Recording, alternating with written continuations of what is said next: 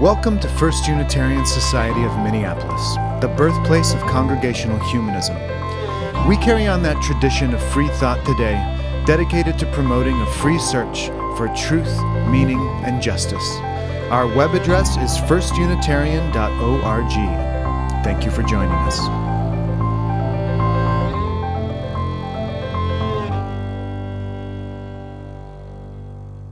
I wonder if you think of this community as yours, as in you own it, as in this is your home. I don't mean that you, any of you, exclusively, you own it, as if any one of you had the power to make all the decisions and to do things exactly your way. What I mean is that this community, this building, this vision for the world, this staff, this fiscal responsibility, this commitment to humanism, all of this is owned by you collectively, all together. Now, if any of you have ever lived communally, whatever that means to you, be it as a family or a chosen family or intentional community, you know how difficult it is to do things collectively. It can be infuriating, it can be time-consuming, it can be conflictual, and it's really the only way to build community, to ensure belonging for all. That is to act together for the well-being of the whole. Not an easy thing. One of my favorite novels is The Secret Life of Bees by Sue Monk Kidd. Those of you who have read the book or seen the movie may recall that Lily, the young runaway protagonist, is taken in by three sisters, August and June and May, who keep bees and make honey and live in a Pepto-Bismol colored house. One day, Lily and August, after a long afternoon labeling honey jars, walk out to the hives to do bee patrol. And here's a short passage from that book in the voice of Lily. "There's one thing I don't get," I said. "What's that?" "How come if your favorite color is blue, you painted your house pink?" She laughed. "That was May's doing. She was with me the day I went to the paint store to pick out the color. I had a nice tan color in mind, but May latched on to this sample called Caribbean pink. She said it made her feel like dancing a Spanish flamenco. And I thought, well, this is the tackiest color I have ever seen. And we'll have half the town talking about us. But if it can lift May's heart like that, I guess she ought to live inside it." "All this time I just figured you like pink," I said. She laughed again.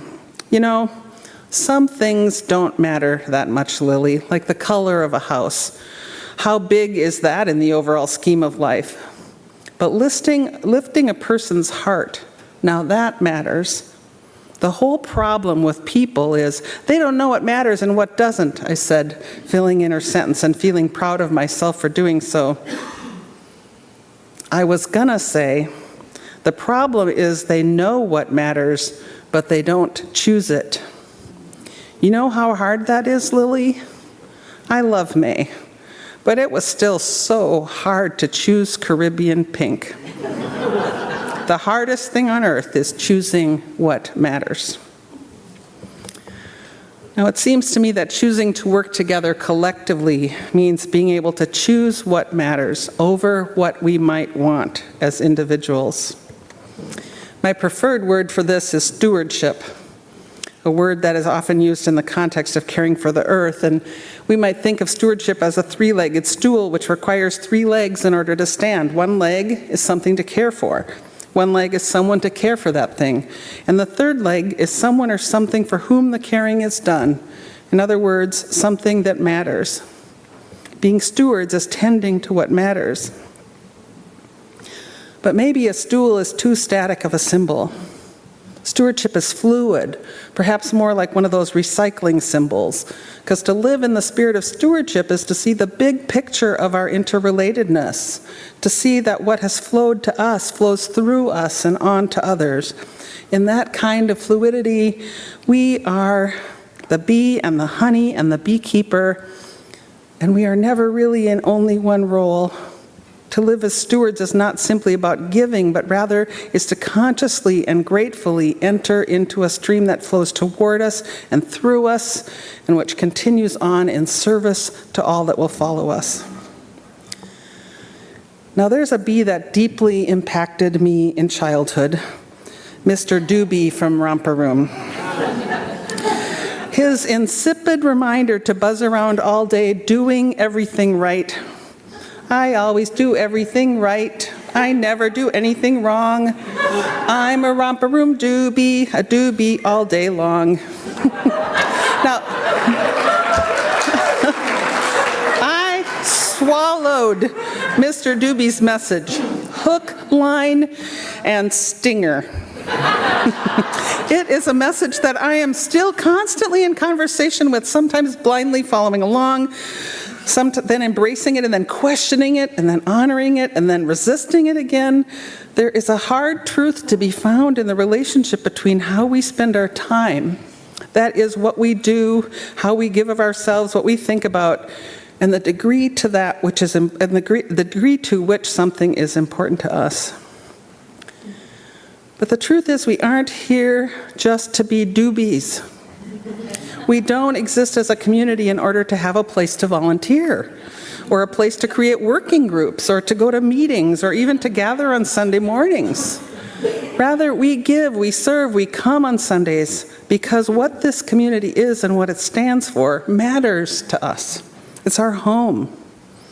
Because of the honey it provides, the honey we make together, and the honey we're setting in store for future generations. We're here because we found here the honey of life in all its sweetness and life-giving properties. We're here to experience that kind of belonging. We're here to be stewards of the good news of humanism, a message that insists that all creatures, beings, have a place. A message of the freedom of thought and the right of each person to search for that meaning. A message that this beautiful creation is a web of interconnection from which we all benefit and for which we all have responsibility in the here and now. This is sometimes radical and controversial and a countercultural message, and amid societal changes, increasing political violence, toxic and nonstop mass media, and increasing demands on our time and our attention, this community faces greater and greater challenges in sharing its message. Remember what August said to Lily, that the problem is that we know what matters and we don't choose it? What would it take for us to choose stewardship of this community as a priority? What would it take for us to paint our house bright pink? Because that is what would lift someone's spirit. I know you are here today because you chose to be here.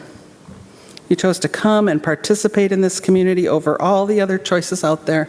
You could have stayed in bed, gone out for a hike, countless other things. You chose to be here because it matters to you to be here, because you believe this community matters, and it matters that you're here. The voice of Mr. Doobie keeps pushing us to do. And yet, and of course, sometimes doing is a way of being. Stewardship, as I said, is fluid.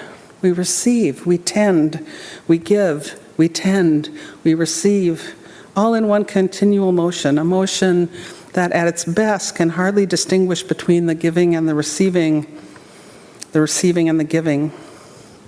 And thankfully, the voice of this community also pushes us to be, to be grateful, to be joyful, to be authentic, to love and be loved, to serve as a lifestyle, as a way of being. How do we know what matters most? I believe Unitarian Universalism believes that each of us determines that for ourselves. That within each heart and mind is a conscience that guides, a light that shines, a bee that buzzes, so that we may know what is right and what is true and what's important. And this community is here to support one another as we search for what is right and what is true and what it is that matters. And when we can grow into that reality, it will be natural, I hope, for us all to choose to be stewards of this place together. And in order to serve the future, I think we have to be willing to let go of some of the past. Those of us who are in the baby boom and builder generations need to see it as our responsibility to make this place accessible and relevant for the younger generations, for those who come. And implied in that is maybe that we have to give up what we want it to look like in service of what they want and need. A community that looks the way it has always looked and acted the way it has always acted isn't going to be relevant for the coming generations. For newcomers to feel they belong, we may just have to help them paint the house pink. Now, I don't mean that there's no place here for us of the older crowd, or that our needs cannot be addressed. Quite the contrary, we're all needed. But it does mean that with an open attitude, we might just grow in some unexpected ways and experience life-giving surprises. Life-giving surprises, living into stewardship as a way of life, acting together in community as a way of life. The times are tough, the needs are great. And this place, First Unitarian Society of Minneapolis, has a unique and important role to play. This past week, UUA President Reverend Dr. Sophia Betancourt shared these words. Choosing to gather in community with others who would put the ideals of love itself first, over hatred, over violence, or the misuse of power and control, is itself a revolutionary act. I'm not saying that love alone will save us. My prayer is that the power of love will remind us to save ourselves. Let us act in revolutionary ways. Let us choose love and all that love can do. Let us be stewards of this community. I currently have this quote from Adrienne Marie Brown at the bottom of my email signature. The days are all too heavy, and then we lift together. All together. May it be so.